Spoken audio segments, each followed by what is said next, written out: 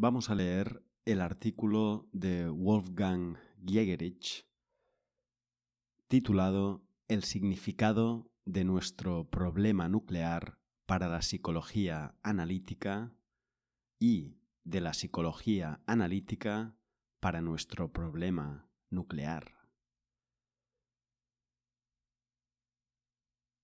Wolfgang Jägerich es un destacado psicólogo analítico cuya obra ha sido considerada por David L. Miller como un avance radical en el pensamiento junguiano, más aún como pensamiento junguiano de tercera ola, comparando la obra de Jägerich con la de Jung mismo y con la segunda ola, la psicología arquetipal asociada con James Hillman.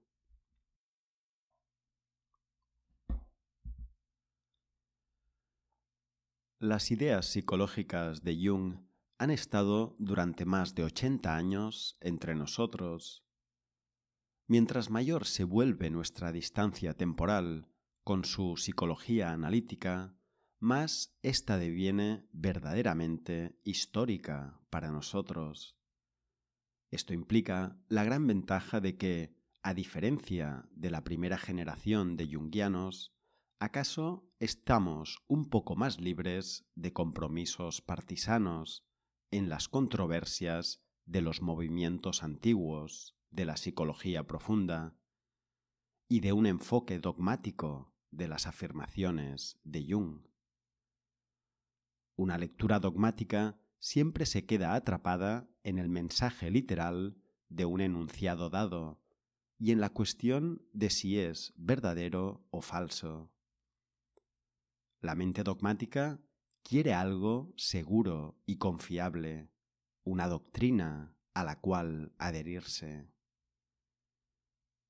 El dogmatismo deriva finalmente de una necesidad biológica, entre comillas, del alma, la necesidad de autopreservación o supervivencia del ego en su constitución presente. A medida que ganamos una distancia histórica de Jung, sin embargo, ya no necesitamos involucrar las necesidades de nuestro ego, proyectarlas en las enseñanzas de Jung, en el mismo sentido en que esto necesariamente ocurre cuando una nueva teoría está en el estadio de su primer desarrollo y es, hasta cierto punto, revolucionaria con respecto a la mentalidad vigente de la época. Tal es el don que nos hace la historicidad. La historicidad nos permite contemplar más desapasionadamente nuestra propia tradición intelectual y, lo que es más importante, al hacerlo nos libera, a su vez, para aplicar un enfoque psicológico a la misma psicología analítica. Así, cuando ahora consideramos la obra de Jung, nuestro primer interés ya no es la cuestión de qué fue lo que Jung enseñó exactamente y qué fue lo que efectivamente quiso decir con sus tesis y cómo puede demostrarse. Ahora podemos preguntar qué inspiró al pensamiento de Jung, independientemente de si es verdad o no, en cualquier sentido en que la palabra verdad pueda entenderse aquí. ¿Qué visión impulsaba el origen y el desarrollo de la psicología analítica de Jung? ¿Cuáles fueron las fantasías arquetipales de la psique o las necesidades imaginales que le hicieron proponer las ideas y argumentos centrales de su teoría? A fin de tener alguna idea acerca de las necesidades intelectuales que impulsaron la psicología analítica, tenemos que considerar, dentro de los límites del tema de este artículo, 5 motivos o movimientos fundamentales que dan su empuje al pensamiento psicológico de Jung. Primero, la orientación sintética o finalista. Segundo, la reevaluación de la neurosis como psicológicamente legítima y terapéutica. Tercero, el interés por la individuación. Cuarto, el trascender las limitaciones personalistas hacia la idea de una psique transpersonal. Y quinto, la autorreflexión crítica de la psicología. Diré unas pocas palabras sobre cada uno de estos puntos, pero solo en tanto tienen importancia para mis ulteriores observaciones sobre la psicología de la bomba atómica. Tenemos que considerar estos 5 puntos dinámicamente como movimientos hechos por Jung, más que como tesis estáticas, pues sólo así se vuelve visible el impulso imaginal detrás o en ellas.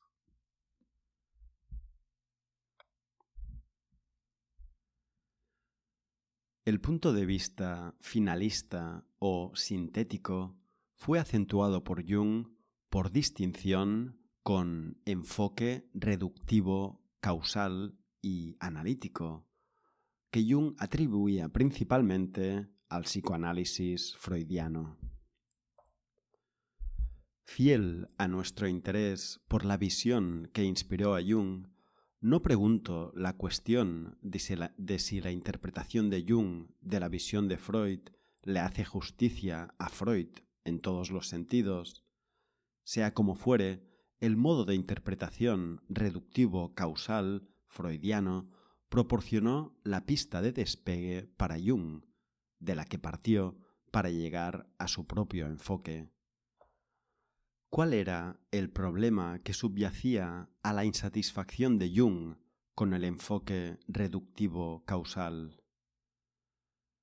Creo que Jung entendió, más instintiva que explícitamente, que un análisis del pasado estrictamente reductivo causal, al igual que en todos los intentos científicos de explicar cómo ocurren las cosas, no hace justicia a los fenómenos del modo en que son y no puede realmente considerarse conocimiento en el antiguo sentido de una adaequatio rei et intellectus.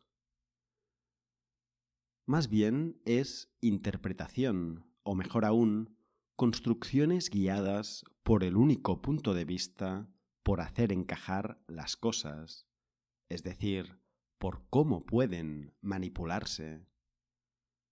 Son una técnica y tienen un objetivo técnico, por ejemplo, permitirnos liberar al paciente de sus síntomas. En el enfoque sintético finalista de Jung podemos percibir un compromiso con el conocimiento y con la verdad, en el sentido de un deseo de alcanzar al fenómeno en su propio derecho, es decir, en su verdadera esencia. El enfoque técnico de la realidad sólo reconoce al ego humano como sujeto y a los deseos del ego como la intención real. La psique sufriente se reduce a una función que en sí misma no tiene significado, o a un objeto para nuestra acción intencional.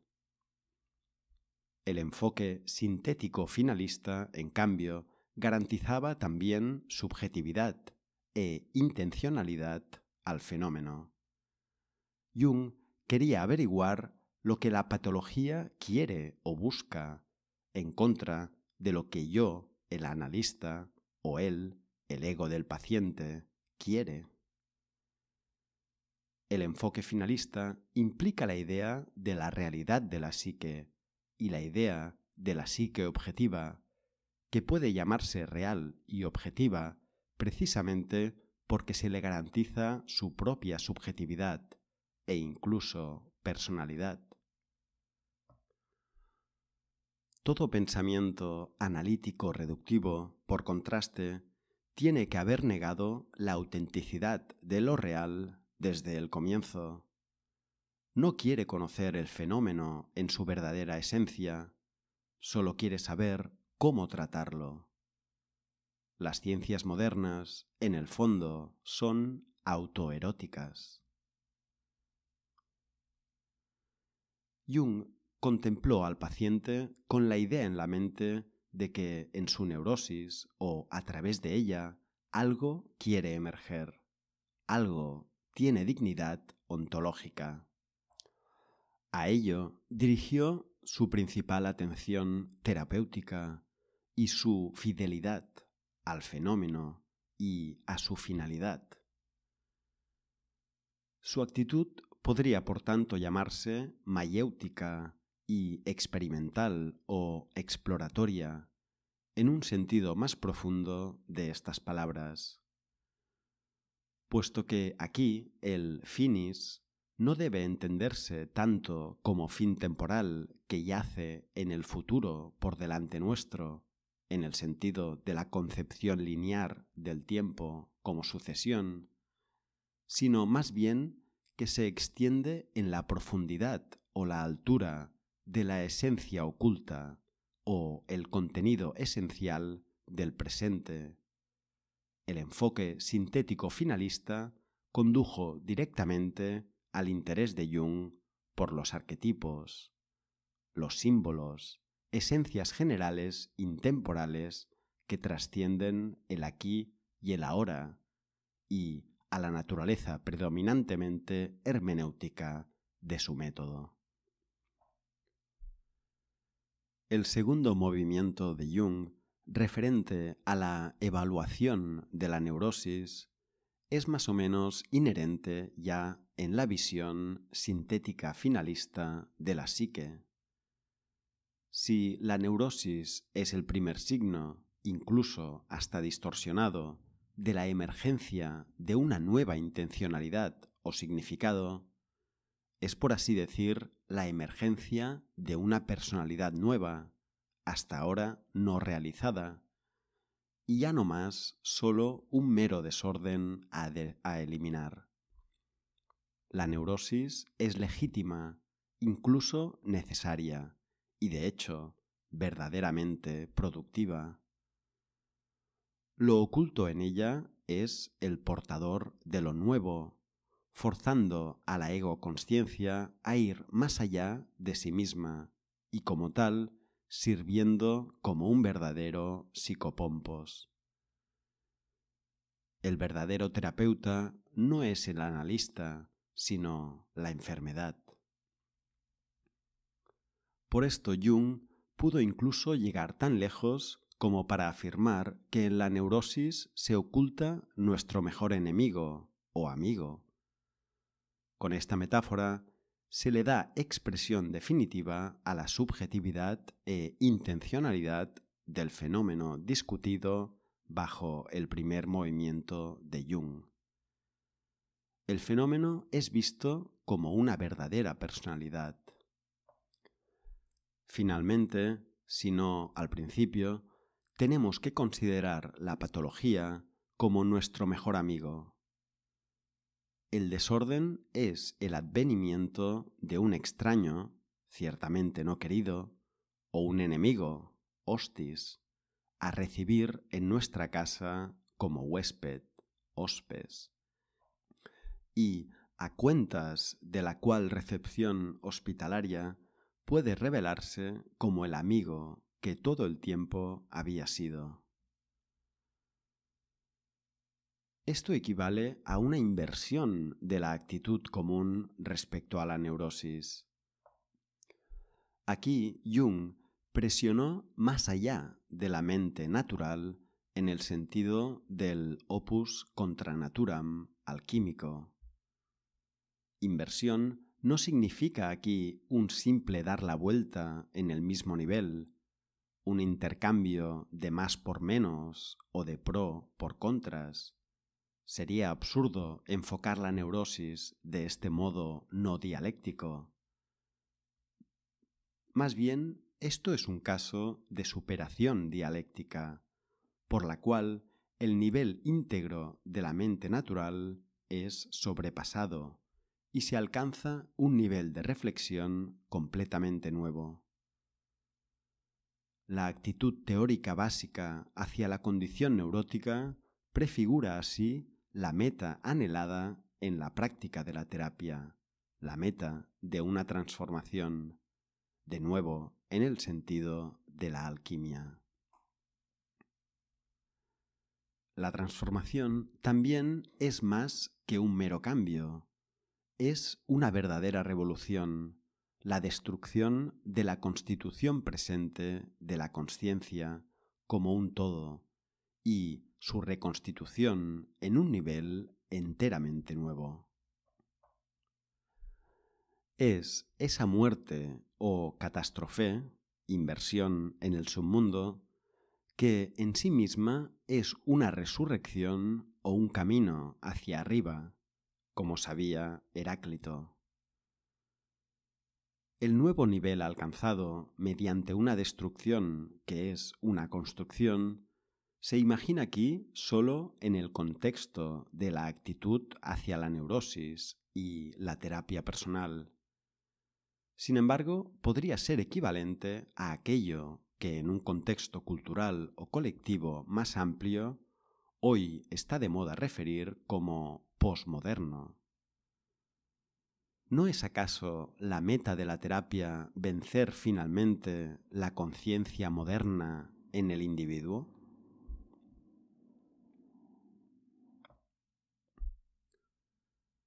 ¿Cuál es el impulso psicológico que reclama este movimiento de Jung?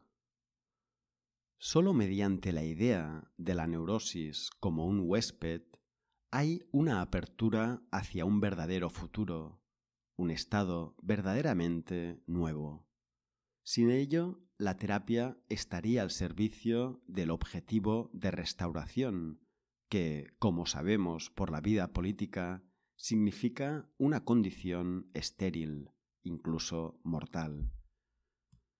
Mediante la idea de la patología como nuestro enemigo o amigo, el hombre ya no tendría que estar solo en su aislamiento autista y adquiere un auténtico sentido de algún otro allí afuera. Solo si hay algo así como nuestro mejor enemigo asaltándonos o nuestro mejor amigo visitándonos, puede haber un sentido real de ser afectado, de encuentro y de contacto. Solo entonces podemos también esperar abandonar el modo de manipulación de los fenómenos como única actitud hacia el mundo y volver a ganar un sentido de nuestro ser en el mundo como una conversación, un hablar con el otro. La psicología, entonces, ya no estaría más bajo la regla de la mano, manipulación, tratamiento, sino bajo la regla suprema del oído y de la lengua, en otras palabras, del lenguaje, escuchar y hablar.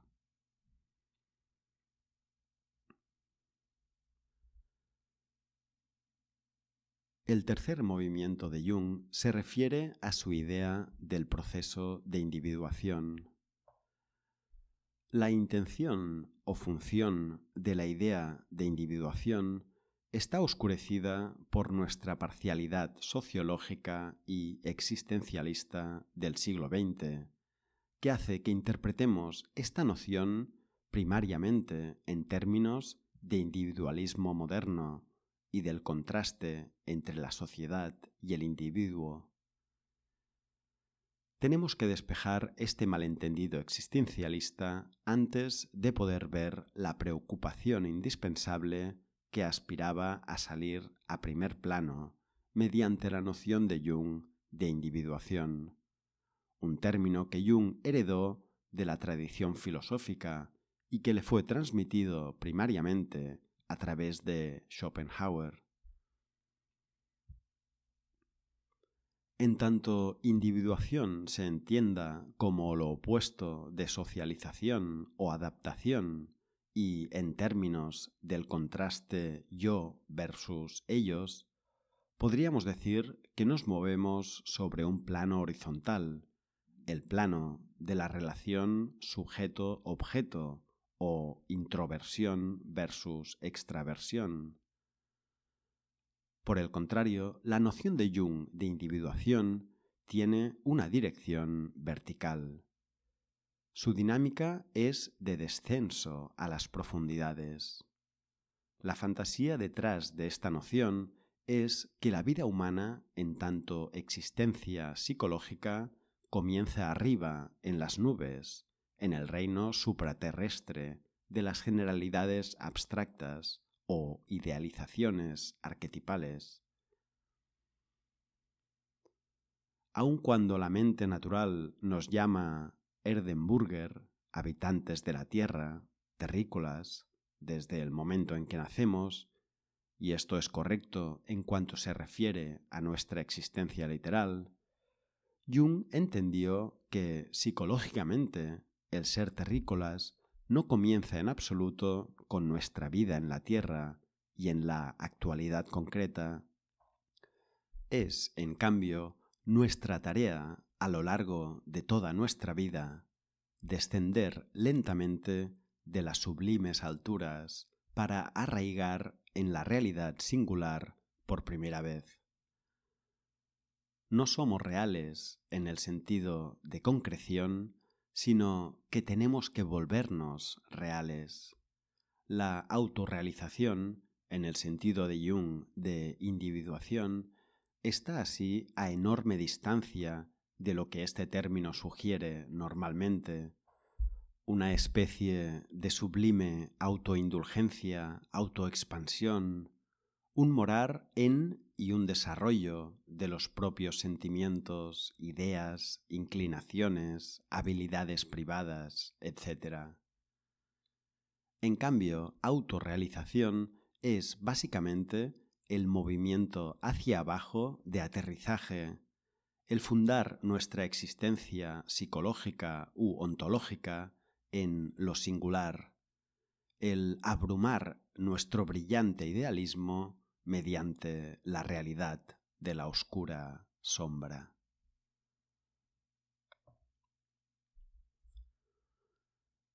Más allá del significado inmediato para el individuo, la idea de individuación tiene que verse en el contexto más amplio de la situación colectiva del hombre moderno. Vivimos en la abstracción del platonismo de nuestra tradición occidental, y este platonismo está apoyado ante todo por y celebrado en las ciencias modernas. Aquí llega a su plenitud. Las ciencias construyen una red cada vez más estrecha de construcciones abstractas, y al hacer pasar sus resultados como el mundo efectivo, nos encapsulan más y más en una esfera platónica de esencias intemporales, leyes generales, y nos divorcian del mundo concreto, aún más de lo que ya lo estábamos desde el comienzo. La claridad de los descubrimientos científicos y el hecho de que nos permitan manipular tan exitosamente la naturaleza no cambia el hecho de que psicológicamente nos mantienen alejados e inconscientes de lo real. Ponen una niebla entre nosotros y el cosmos. La niebla es tan densa que somos empujados a pensar que no hay nada allí. No podemos verla como una niebla que esconde el mundo real. Más próximos a casa, encontramos en la misma psicología junguiana algo que se presta a un entendimiento platónico. Me refiero al acento en los arquetipos y los símbolos. Amplificando siempre las imágenes con vistas a llegar al significado arquetipal, Uno, por supuesto, se aleja de lo real efectivo hacia las esencias intemporales, abstractas. Aun cuando mucho en Jung se ha interpretado como apoyando esta tendencia platónica, como podríamos llamarla, y aun cuando Jung no siempre parece haber sido el mejor intérprete de su propia visión, Jung entendió básicamente que con el modo platónico o esencialista de mirar al mundo no puede alcanzarse el mundo efectivo, la realidad actual del ser humano. De hecho, no solo se los pierde, sino que se los aniquila activamente. Y por esto Jung propuso su idea de individuación como una especie de contraprograma para salvar el fenómeno efectivo, que siempre es un individuum inefable, en un momento concreto. Esto, el individuo inefable, debajo de la ínfima especies de Aristóteles, como la verdadera realidad, es a lo que aspiraba la idea de Jung de individuación. No pretendo que Jung lo viera de este modo o lo expresara explícitamente, pero sostengo que la preocupación por la individuación fue un ingrediente indispensable en su psicología, como contrapeso al acento igualmente indispensable en lo arquetipal. Tenemos que ver y sostener nuestra base en medio de la absoluta tensión de la dialéctica que prevalece en la definición de Jung de existencia psicológica. Esta definición se mueve a la vez en direcciones opuestas, la dirección de una epístrofe ascendente hacia lo intemporal, arquetipal general, y una catástrofe descendente bajo la especie más baja, hacia el individuo concreto, de acuerdo con la visión de Heráclito de que el camino hacia arriba es el camino hacia abajo.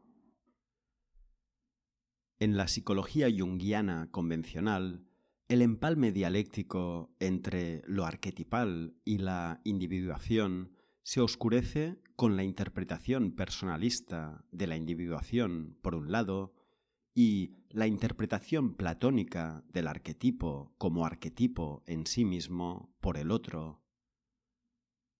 En la psicología arquetipal, esta dialéctica se ha vuelto evidente. Fue el mismo movimiento que obligó a Hillman a acentuar lo arquetipal por encima de lo analítico o complejo en el nombre de esta psicología, el que más tarde le hizo acentuar, como psicología de las imágenes, la respuesta estética al rostro o imagen de mi situación concreta que se presenta aquí y ahora. La individuación no tiene que referirse a la individualidad personalista del ser humano, mi yo-idad. Va más allá de eso, hacia una individualidad ontológica. Puede verse que detrás de la idea de Jung de individuación está el impulso a rescatar la individualidad en el sentido de la unicidad de la experiencia sensible, no intercambiable, como el constitutivo final de la realidad. Pero esta individualidad no es lo meramente individual, separado de la profundidad o altura arquetipal de la psique, como ocurre en todas las interpretaciones empiristas y existencialistas de la individualidad. Aquí, la individualidad puede entenderse sólo como la contradicción existente de lo arquetipal y lo sensorialmente singular. Con esto, inadvertidamente, hemos llegado ya al cuarto movimiento de Jung, el movimiento fuera de los límites personalistas de la psicología convencional, a la extensión abierta del mundo y la historia. Así como el trabajo de la terapia individual nos involucra en la dimensión transpersonal arquetipal, así la preocupación por mi alma es en sí misma también una preocupación por el alma del mundo. La idea de Jung de la individuación de la humanidad y obras de su vida como Aion muestran cómo Jung enfoca la psicología del individuo en el contexto de nuestra época y los milenios de nuestra tradición. Por íntima e individual que pueda ser la terapia, en tanto que tal empresa íntima es más que un asunto privado. La psicología se extiende hacia una dimensión cosmogónica y cósmica. Y puede hacer esto porque ya no es más el Fach, campo compartimentalizado de estudio, especialidad. Puede hacer esto porque ya no es más el Fach científico que trata un compartimento de la realidad llamado el interior del hombre, junto a otras disciplinas o ciencias que tratan todos los otros compartimentos, sino que ha alcanzado un nivel totalmente nuevo de consciencia, en el que se ha vencido todo pensamiento compartimental. La psicología implica una posición muy diferente y fresca respecto al mundo como un todo, dejando detrás las posiciones científica y religiosa, al llevar sus contenidos, como un momento superado, consigo. La quinta preocupación de Jung fue la autorreflexión crítica de la psicología. Más allá de la intuición común a todas las escuelas analíticas de psicología de que el analista, en tanto que persona, ha de someterse él mismo a un análisis y tiene que reflexionar constantemente sus propias reacciones contratransferenciales, Jung sintió la necesidad de que la psicología como disciplina o cuerpo de teoría se diera vuelta sobre sí misma a fin de volverse consciente de su propia parcialidad. La psicología no es simplemente la respuesta a los problemas psicológicos del hombre, también es eso, sino que, además, es un producto de la psique y como tal un problema psicológico por sí mismo.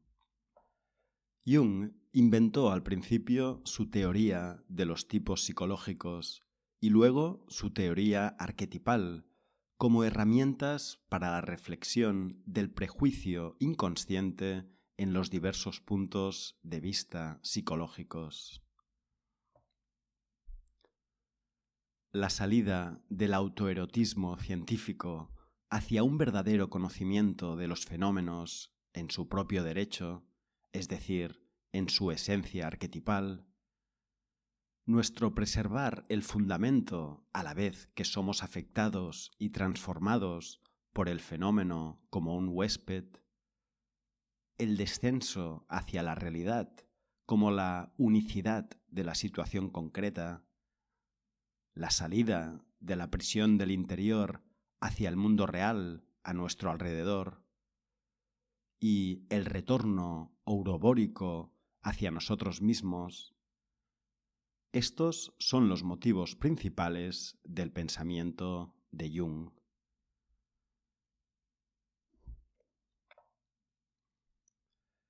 Es relativamente fácil trabajar en el espíritu de la psicología analítica cuando uno está en la sala de consulta.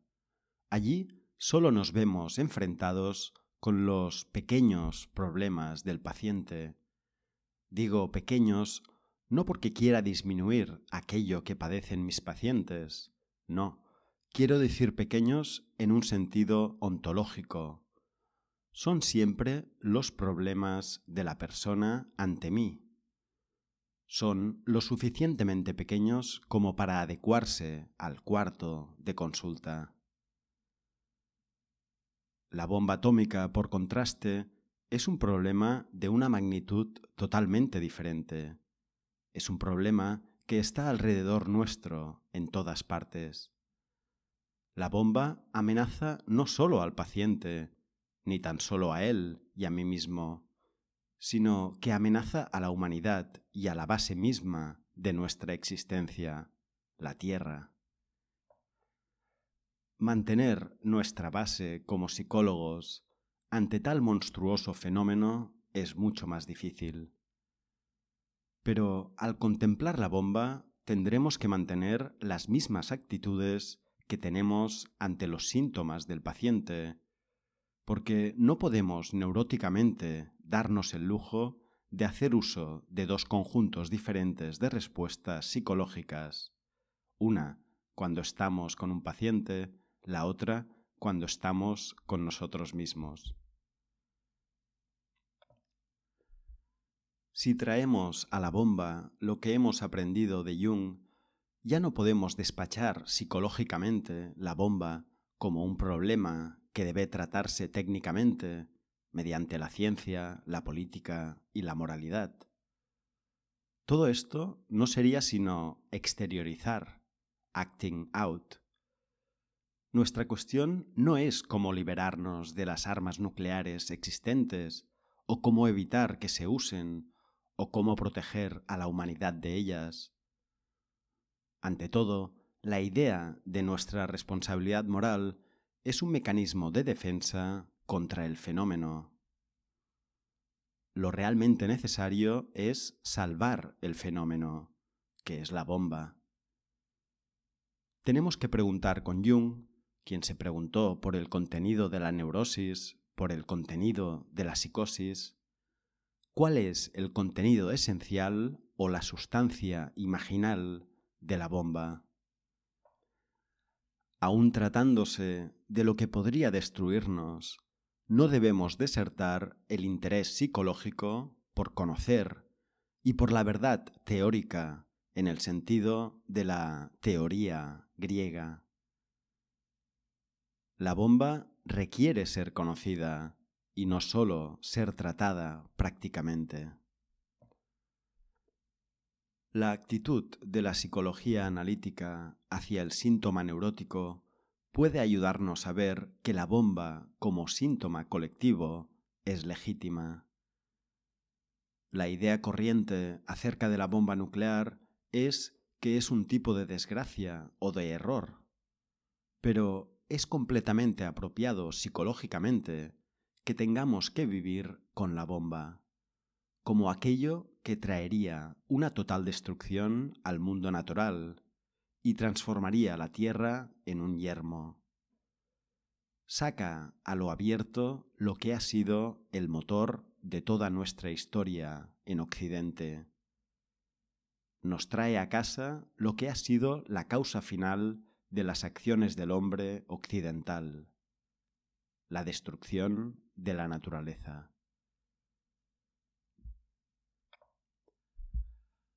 Al comienzo de la historia de Occidente está la matanza de los dioses naturales. Fueron desacreditados ontológicamente y así se rompió la columna vertebral ontológica de la naturaleza. El tiempo fue reducido a solo uno de sus modos, la sucesión. La experiencia del momento grávido fue trascendida en favor de los universales lógicos, metafísicos y científicos. Más tarde, las ciencias y el iluminismo comenzaron sistemáticamente la destrucción intelectual de la visión natural de las cosas y de toda tradición, declarándolas supersticiones, ilusiones primitivas, sustitutos imaginarios del conocimiento real o medios de opresión de los pueblos a cargo de las clases dominantes. La tecnología añadió la destrucción del mundo natural a la aniquilación ontológica e intelectual. Luz artificial, energía artificial y máquinas, sustancias artificiales como el plástico, incluso órganos artificiales e inseminaciones artificiales, para mencionar solo unos pocos ejemplos, equivalen juntos a una anulación radical del mundo natural. Esta anulación se vuelve aún más obvia en la destrucción de las selvas húmedas, la desertización de muchas tierras, la polución de las aguas, la tierra y la atmósfera. Y por supuesto, políticamente, la conquista colonial de las Américas, África, Australia, implicó la destrucción de los Naturvölker, pueblos indígenas, diezmándolos literalmente o invadiendo sus culturas indígenas. Lo que se les hizo no solo se les hizo a ellos, se nos hizo también a nosotros, al hombre natural en nosotros mismos.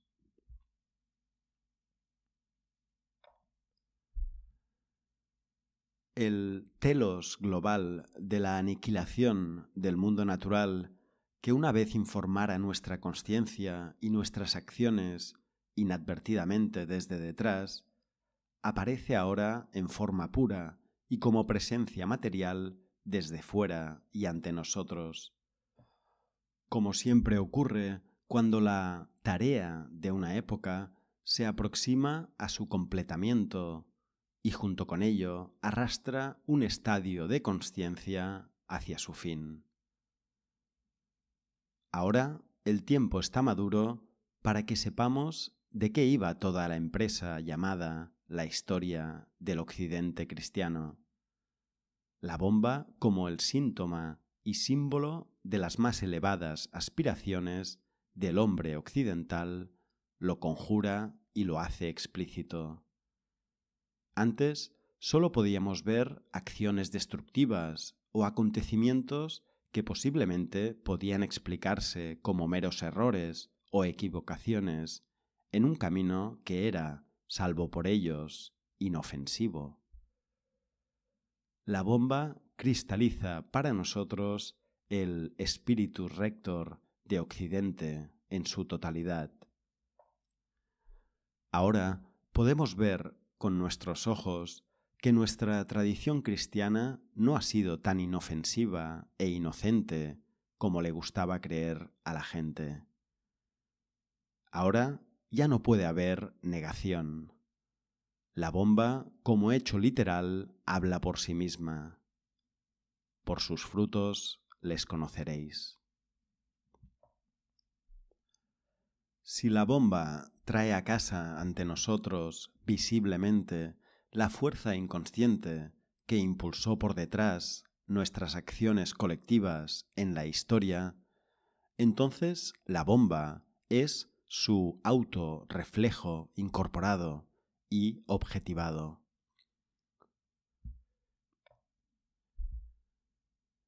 Con la aparición explícita desde fuera del telos interior de nuestros hechos colectivos y al retrotraernos la bomba de nuevo hacia nosotros mismos, toma lugar una inversión similar a la que ocurre con la aparición del síntoma neurótico en el individuo.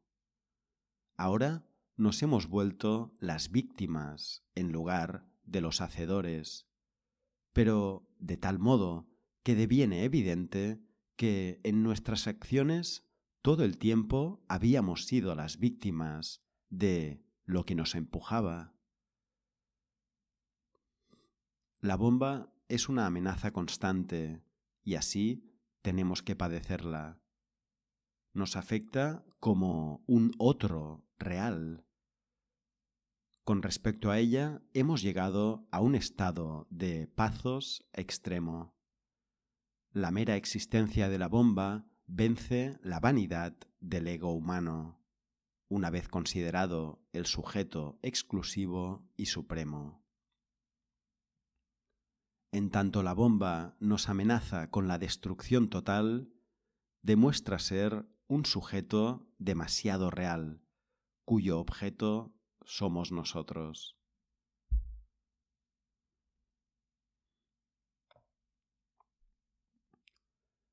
La psicología analítica puede ayudarnos a ver la bomba como más que un mero sujeto. Puede hacérnosla ver como el huésped que debiera ser acogido por nosotros. Jung una vez planteó la cuestión en una carta a Sir Herbert Reed. ¿Quién es el huésped temible que golpea portentosamente a nuestra puerta? El miedo le precede e indica que los supremos valores ya fluyen hacia él. En la amenaza de la bomba podemos escuchar uno de los golpes más sonoros y portentosos a nuestra puerta. La cuestión que debe preguntarse, de hecho, es ¿quién es? ¿Quién quiere entrar? ¿Quién? También en el sentido de ¿qué trae este huésped? ¿Qué significaría para la consciencia si tuviéramos un lugar en ello? Hasta ahora he intentado responder a la pregunta ¿qué pueden contribuir los puntos de vista fundamentales de la psicología analítica de Jung a nuestro enfoque y entendimiento de nuestro problema nuclear? Pero en el momento en que esta psicología nos hace ver que hay un huésped en la bomba, el proceso de responder lleva desde su interior a una inversión de la misma pregunta a la que estaba respondiendo. La nueva pregunta, como acabamos de ver, es ¿qué trae la bomba a la psicología analítica? ¿Cómo se ve afectada, transformada, enriquecida la psicología analítica por la existencia de la bomba? La psicología ya no está en la posición del conocedor que aplica su conocimiento a cualquier situación dada, tal como nuestra situación nuclear. Está en la posición del estudiante a ser enseñado o del iniciado que ha de pasar una iniciación, con la bomba como el psicopompos.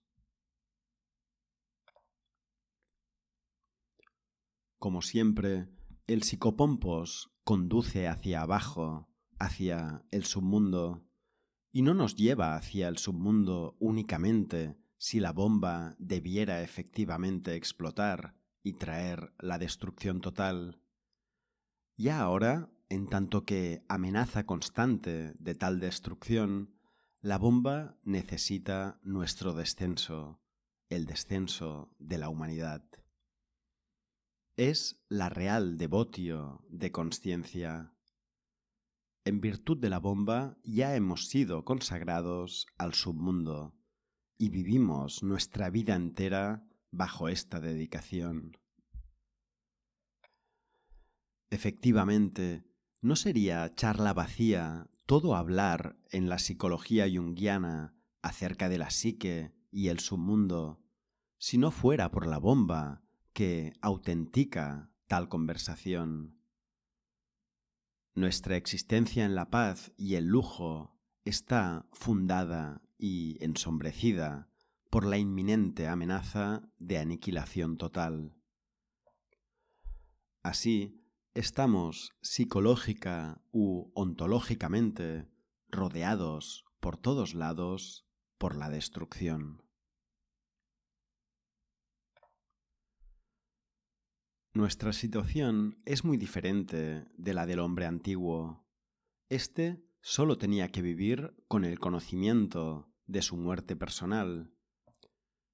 Nuestra bomba, por contraste, mantiene la promesa de la aniquilación de todo el mundo habitable. Como tal, es un símbolo no del declive de este o aquel contenido de consciencia, o de este o aquel portador de consciencia, sino el símbolo de la decadencia del mundo entero, es decir, del nivel o constitución imperante de la consciencia como un todo.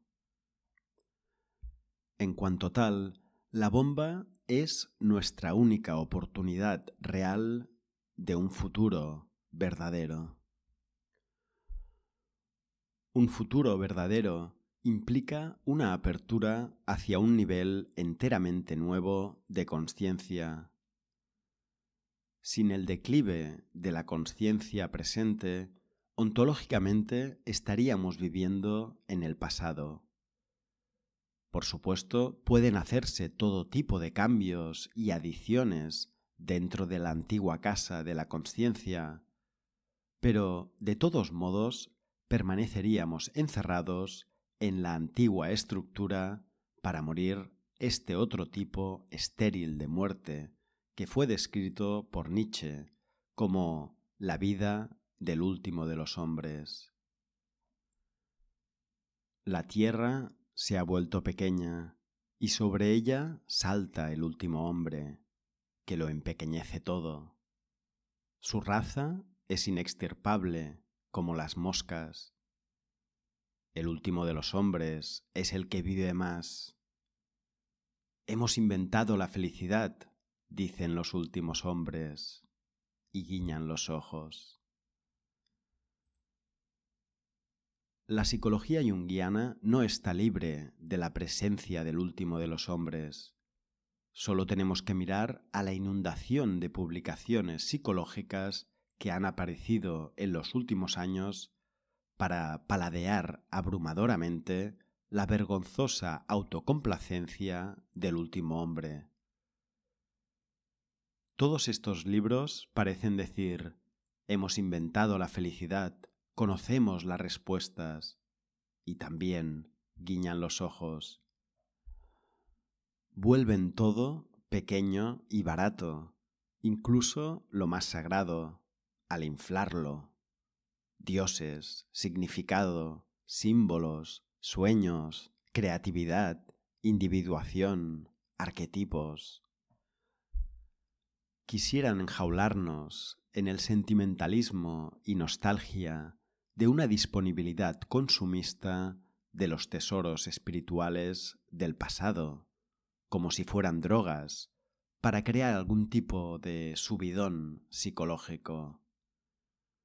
Es penoso ver cuánto de la psicología es ilusorio. Pero en esta ilusión, que es la felicidad del último de los hombres, la bomba golpea como un rayo. ¿Qué otra cosa, sino la temible bomba, puede atravesar toda la caparazón en la que el último de los hombres se ha asentado y traerle a casa el hecho de que lo que cree que es su felicidad es de hecho una muerte lenta, su momificación de por vida? La bomba es nuestra única avenida hacia un futuro y a lo abierto, precisamente porque su inminente amenaza nos dice constantemente, traducido al lenguaje: no hay salida, no hay futuro. Nos encierra ontológicamente en el presente, en la situación concreta, y así le devuelve su aguijón a la vida, al devolver la muerte a la vida. El momento actual recibe de nuevo su filo sensible. Si ya no hay más huida hacia un más allá, no hay más esperanza de un futuro mejor. No hay alternativa a esta vida actual, aquí y ahora. Es esto.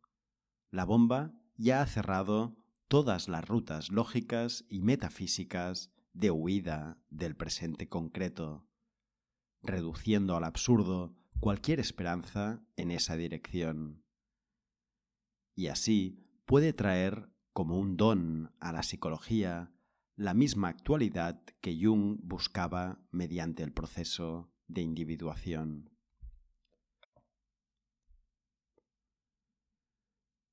En la mayoría de las ciudades occidentales se han creado calles peatonales en los últimos 10 o 20 años. Esto es ejemplar. ¿Cuál es la fantasía inconsciente o el deseo que se expresa en la necesidad de este cambio? En las zonas peatonales, la diferencia entre la acera y la calle ha sido nivelada y se ha prohibido el tráfico de coches y camiones. Los peatones quieren estar entre ellos, sin que les moleste el flujo de la vida autónoma, objetiva, de nuestra civilización tecnológica. Tal como el mundo de uno mismo subjetivo autocontenido de los egos humanos. Como lo viera Jung, las máquinas tecnológicas, los coches, los aviones, etc., son el equivalente psicológico moderno de los monstruos, dragones y otros animales del alma de la mitología antigua. Ahora, el hombre quiere aislarse de los humos venenosos de nuestros dragones, el ruido y el hedor del tráfico. Psicológicamente, se retira a la inocencia e inofensividad de una isla humana, demasiado humana, de los bienaventurados, de la cual la zona peatonal es un símbolo externo. Esto es más que una mera alegoría. Revela la fantasía dominante hoy. La fantasía dominante probablemente también detrás de gran parte de la psicología, con su interés autista por la introspección, la autorrealización, el autodesarrollo, grupos de encuentro, experiencias pico, etc. En contra de este humanismo autocomplaciente, la bomba es el portador de lo inconsciente, en el sentido de Jung. Es una idea aduladora que lo inconsciente se manifieste primariamente en nosotros como nuestros deseos instintivos, sexuales, nuestras fantasías y síntomas. El verdadero inconsciente, como siempre, está afuera, a nuestro alrededor. Hoy está en nuestra tecnología y en la condición económica del mundo.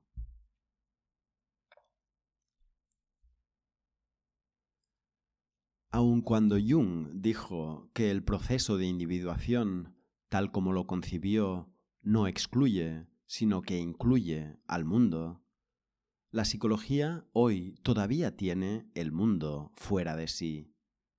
La psicología es ciega y sorda respecto a las grandes situaciones de nuestra era.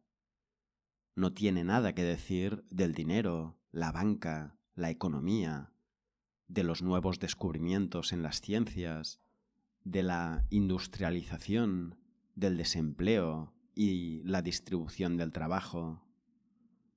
Todo ello permanece fuera de las premisas confortables de la psicología. Si el hombre moderno está en busca de un alma, entonces alma aquí significa el interior privatizado del individuo, separado del flujo principal de los acontecimientos. Aquí también la bomba irrumpe y nos obliga a entender a lo que está afuera. Cuestiona radicalmente la significación de nuestro trabajo en la sala de consulta. Ante la vista de la bomba, ¿podemos honestamente decir que la psicoterapia es algo más que o bien un tipo de trabajo de reparación o un hobby para los ricos? ¿Acaso algo así como los movimientos del siglo XVIII para la liberación de los esclavos americanos entre la nobleza de Francia antes de la Revolución Francesa? La bomba hace explotar la prisión de la psicología del interior y abre nuestros ojos a lo que hay ahí afuera de nosotros, como el otro real, el inconsciente real, el mundo real. Revela que la tarea de introspección, en un tiempo de acontecimientos increíblemente revolucionarios en la ciencia, un tiempo de millones de hambrientos y refugiados, la tarea de introspección es una loca autoindulgencia, una retirada hacia la forma post-natural del jardín epicúreo. Un centro comercial de imágenes, símbolos, mitos, significados. Jung dijo que no somos nosotros quienes tienen que tratar la neurosis, sino que la neurosis nos trata a nosotros, trata la constitución inapropiada de consciencia. Del mismo modo, podemos decir que la bomba es más que legítima, es indispensable, en tanto es nuestro verdadero terapeuta, porque autentica todas aquellas preocupaciones que Jung trató de traer de nuevo mediante su psicología. Wolfgang Giegerich, 2007.